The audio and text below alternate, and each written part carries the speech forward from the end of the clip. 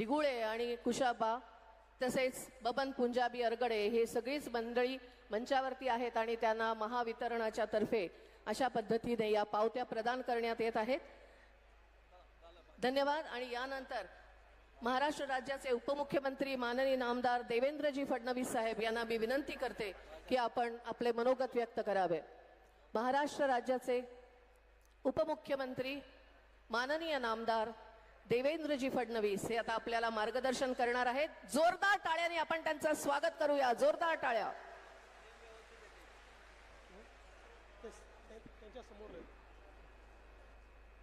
भारत माता की. अरे बहिणींचा आवाज एवढा कमी. छत्रपती शिवाजी महाराज की. धर्मवीर छत्रपती संभाजी महाराज की.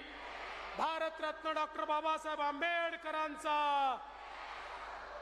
हिंदवी स्वराज्याचे सरसंस्थापक छत्रपती शिवरायांना मानाचा मुजरा करतो.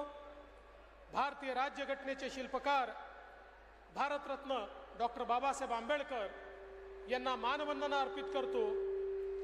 आणि आजच्या या लाडक्या बहिणींच्या मेळाव्यामध्ये मंचावर उपस्थित असलेले महाराष्ट्राचे लोकप्रिय मुख्यमंत्री माननीय एकनाथराव शिंदेजी, धडाडीचे उपमुख्यमंत्री अजितदादा पवार, सन्माननीय अब्दुल सत्तारजी, अदितीताई तटकरे, अतुल सावेजी, भागवत कराडजी, संजय शिरसाटजी, रमेश बोरनारेजी, प्रदीप जयस्वालजी, सतीश चव्हाणजी, विक्रम काळेजी, श्रीमती आभा शुक्ला, श्री लोकेश चंद्र, श्री अनूप कुमार, श्री दिलीप गावडे, श्री प्रशांत नारनवरे, श्री दिलीप स्वामी, श्री प्रवीण पवार, श्री वीरेंद्र मिश्रा, श्री विकास मीणा, मंचावरील सर्व मान्यवर, या ठिकाणी उपस्थित आमच्या सर्व लाडक्या बहिणींनो आणि अगदी थोड्याशा संख्येने उपस्थित असलेल्या लाडक्या भावांनो, आज अतिशय आनंदाची गोष्ट आहे की लाडक्या बहिणींच्या या मेळाव्यामध्ये दोन महत्त्वाच्या योजनांची अजून आपण सुरुवात केलेली आहे.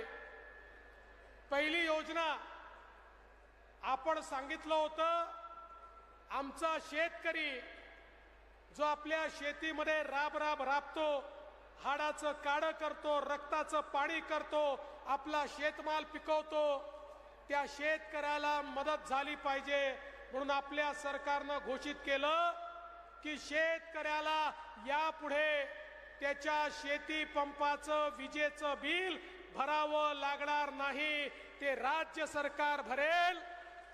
आज आपण MSEB विभागाला त्याचा चेक दिला, ते सगळे पैसे शेतकऱ्यांच्या खात्यात जमा झाले आणि आता शेतकऱ्यांना शून्य बिलाची पावती आपण त्यांच्या घरपोच देतो आहे. पुढचे 5 वर्ष शेतकऱ्यांना शेती पंपाचं बिल भरण्याची आवश्यकता नाही आहे. यासोबत दुसरी अजून योजना आपण सुरू केली, शेतकऱ्यांना सौर पंप देण्याची. जो शेतकरी मागेल त्याला सौर पंप आपण देतो. 2.5 लाख 3 लाख रुपयाचा सौर पंप.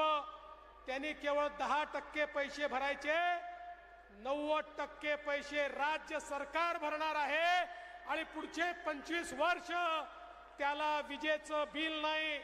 पुढचे 5 वर्ष त्याच्या पंपाला काही बिघाड आला तर त्याची दुरुस्ती सरकार करेल. पंप जर चोरी गेला, तुटफूट झाली तर त्याचा विमाही सरकारने काढलेला आहे. अशा प्रकारे 60,000 पंप आपण लावले आहेत. आणि मला सांगितलं पाहिजे, सत्तार साहेब, सावे साहेब, याच्यामध्ये पहिल्या क्रमांकावर संभाजीनगर जिल्हा आहे, ज्यामध्ये सर्वाधिक पंप आपण त्या ठिकाणी लावलेले आहेत. म्हणजे एकीकडे शेतकऱ्यांना शेती पंपाचं बिल नाही आणि दुसरीकडे सौर पंप मिळाला, 25 वर्ष चिंता नाही. आणि तिसरीकडे आपण मुख्यमंत्री सौर कृषी वाहिनी योजनेच्या अंतर्गत आपल्या शेतकऱ्यांना त्या ठिकाणी खऱ्या अर्थानं दिवसा 12 तास वीज मिळावी म्हणून सौर कृषी वाहिनीची सुरुवात केली. कालच 5 वाहिन्या सौरवर गेल्या. येत्या 18 महिन्यामध्ये शेतकऱ्याची सगळी वीज ही सौरच्या माध्यमातून येईल आणि अशा प्रकारे शेतकऱ्यांकरता स्वतःची शेतकऱ्यांची वीज कंपनी स्थापन करणारं देशातलं पहिलं राज्य हे तुमचं आमचं महाराष्ट्र आहे. हे देखील मला या निमित्ताने सांगितलं पाहिजे.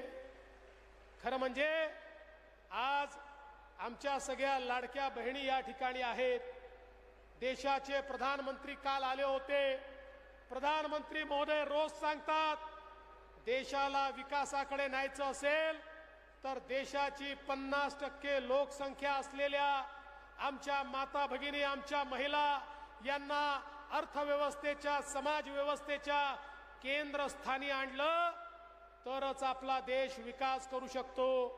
मोदीजींनी देखील बेटी बचाओ बेटी पढाओ पासनं लखपती दिदीपर्यंत वेगवेगळ्या कार्यक्रमांची आखणी केली. आता महाराष्ट्रामध्ये मोदीजींच्या योजनेतनं 11 लाख बहिणी या लखपती झाल्यात. लवकरच 25 लाख होणार आहे. मग 1 कोटी करायचे आहेत. लखपती दिदी म्हणजे ज्यांचं वार्षिक उत्पन्न 1 लाखापेक्षा जास्त आहे. परवा जळगावला लखपती दिदी बोलवल्या होत्या. त्यांच्याशी संवाद केला. त्यातल्या एका दिदीने सांगितलं, 2-3 वर्षापूर्वीपर्यंत मी घरात काम करायची, माझ्याकडे काही नव्हतं. आज मी वर्षाला 12 लाख रुपये कमवते आणि अनेक महिलांना त्या ठिकाणी मी नोकरी देते. अशा प्रकारे समोर बसलेल्या सगळ्या आमच्या माता भगिनींना आम्हाला लखपती दिदी बनवायचा आहे. त्याकरता खऱ्या अर्थानं आपण हा कार्यक्रम हातामध्ये घेतलेला आहे. आणि सगळ्यात महत्वाचं, महिला धोरणाच्या अंतर्गत मुख्यमंत्र्यांच्या नेतृत्वात वेगवेगळ्या योजना आपण सुरू केल्या. लेक लाडकी सारखी योजना, ज्यामध्ये मुलगी 18 वर्षाची होत असताना तिला 1 लाख रुपये आपण देतो. जन्माला आली की 5,000 रुपये, 1 वर्षाची पहिलीत गेली की 5,000 रुपये, चौथीत गेली की 7,000 रुपये, असे 1 लाख रुपये आपल्या मुलींना देण्याचा निर्णय हा आपल्या सरकारने घेतला. दुसरा निर्णय आपण घेतला, आपल्या महिलांना, आमच्या बहिणींना एसटी मध्ये अर्ध्या तिकिटात प्रवास करण्याची आपण गेले 1.5 वर्ष व्यवस्था करून दिली. ज्यावेळी आम्ही घोषणा केली, एसटीचे लोक मुख्यमंत्र्यांकडे, दादांकडे, माझ्याकडे आले. म्हणाले, अहो अर्ध्या तिकिटात प्रवास केला, एसटीचं दिवाळं निघेल, एसटी डबघाईस. आम्ही सांगितलं, काळजी करू नका, आम्ही पाठीशी आहोत, तुम्ही योजना सुरू करा. महिन्याभरापूर्वी मुख्यमंत्र्यांकडे बैठक झाली. तेच एसटीचे लोक म्हणाले, अरे इतकी चांगली योजना तुम्ही आणली, आता इतक्या महिला प्रवास करतात की आमची तोट्यात असलेली एसटी आता फायद्यामध्ये आली. एवढा महिलांनी आमच्या एसटीला प्रवास करून मदत केली आहे. मी पण थोडी माहिती काढायचा प्रयत्न केला, ही कशी काय फायद्यामध्ये आली. माझ्या लक्षात आलं, आमच्या सगळ्या बहिणींनी भाऊजींना सांगितलं, आता जिल्ह्याला जायचं आहे, तालुक्याला जायचं आहे, तुम्ही घरी बसा, मी जाते. कारण तुम्ही गेलात की दुप्पट तिकीट लागतं. तिथे पान, तंबाखू, खर्रा, काय काय व्यसन करून येता, सगळे पैसे खर्च करून येता. मी गेली तर अर्ध्या पैशामध्ये पैसे वाचवून येते. आणि म्हणून आता आमच्या बहिणीच मैदानात उतरल्यात आणि भाऊजींना घरी बसवलेला आहे. अशा प्रकारची योजना आपल्या मुख्यमंत्र्यांच्या नेतृत्वात या ठिकाणी आपल्या सरकारने आणली. आणि तुमची सर्वात आवडती योजना लाडकी बहीण योजना, मुख्यमंत्री लाडकी बहीण योजनेच्या अंतर्गत योजना आणली तर विरोधक म्हणायचे, पैसेच मिळणार नाही, योजना सुरू होणार नाही, खात्यातच जाणार नाही, योजना फसवी आहे. अरे आता योजना ही सुरू झाली, खात्यातही पैसे गेले आणि आमच्या बहिणींनी त्या ठिकाणी जगाला सांगितलं, हो माझ्या खात्यामध्ये माझे भाऊ 1,500 रुपये महिन्याला टाकताय. पण बहिणींनो, तुमच्या खात्यात पैसे गेल्याचा आनंद आम्हाला होतोय, पण तुमच्या सावत्र भावांना तो आनंद होत नाहीये. तुमचे काही सावत्र भाऊ कोर्टामध्ये गेले, हायकोर्टात गेले, हायकोर्टामध्ये जाऊन सांगतायत ही लाडकी बहीण योजना बंद करा, ही पिंक रिक्षाची योजना बंद करा, ही लेख लाडकीची योजना बंद करा, मुलींना मोफत शिक्षण दिलं त्याची योजना बंद करा, सगळ्या योजना बंद करा. आणि कारण काय सांगतात? म्हणतात पैशाचा चुराडा चाललाय म्हणून योजना बंद करा. आणि कोण आहेत हे लोक? कोर्टात गेले आहेत अनिल वडपल्लीवार. हे अनिल वडपल्लीवार कोण आहेत? काँग्रेसचे अध्यक्ष नाना पटोले आणि काँग्रेसचे माजी मंत्री सुनील केदार यांचे अधिकृत निवडणूक प्रमुख हे त्या ठिकाणी कोर्टामध्ये तुमच्या विरोधात गेलेले आहेत. आणि म्हणून या सावत्र भावांपासून तुम्हाला सावध राहावं लागेल.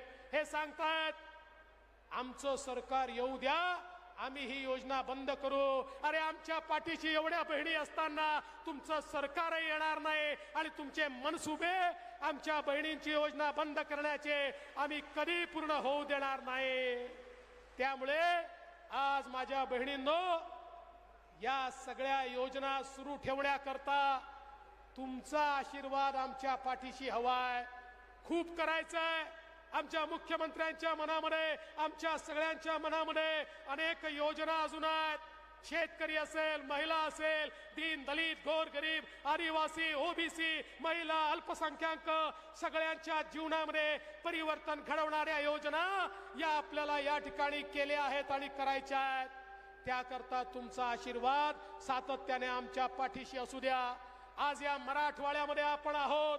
मराठवाड्याचं खरं म्हणजे दुष्काळी जीवन संपवण्याचा निर्णय आपल्या सरकारने घेतला आणि खऱ्या अर्थानं या ठिकाणी समुद्रात वाहून जाणारं पाणी, पश्चिमी वाहिन्यांचं पाणी, 55 TMC पाणी हे मराठवाड्यामध्ये आणण्याच्या योजनेला आपल्या सरकारने मान्यता दिली. आता मराठवाड्याचा दुष्काळ हा भूतकाळ होईल आणि पुढच्या 5-7 वर्षानंतर माझा मराठवाडा पाणीदार झालेला आपल्याला पाहायला मिळेल. आणि म्हणून जे आपल्या पाठीशी आहेत त्यांच्या पाठीशी उभं राहा. ज्यांनी कापूस सोयाबीनला मदत केली, ज्यांनी शेतकऱ्याला मदत केली, जे शेतकऱ्याच्या पाठीशी उभे आहेत, अशा आपल्या भावांना तुमचा आशीर्वाद द्या एवढीच विनंती करतो आणि माझं बोलणं संपवतो. धन्यवाद. जय हिंद, जय महाराष्ट्र. धन्यवाद. खूप खूप आभार सर. मराठवाड्यातील सर्व भावांच्या आणि बहिणींच्या वतीने आपल्या आभार व्यक्त करते. आणि यानंतर महाराष्ट्र राज्याचे लाडके मुख्यमंत्री माननीय नामदार एकनाथरावजी शिंदे साहेबांना मी विनंती करते की उपस्थित आपल्या या सर्व बहिणींना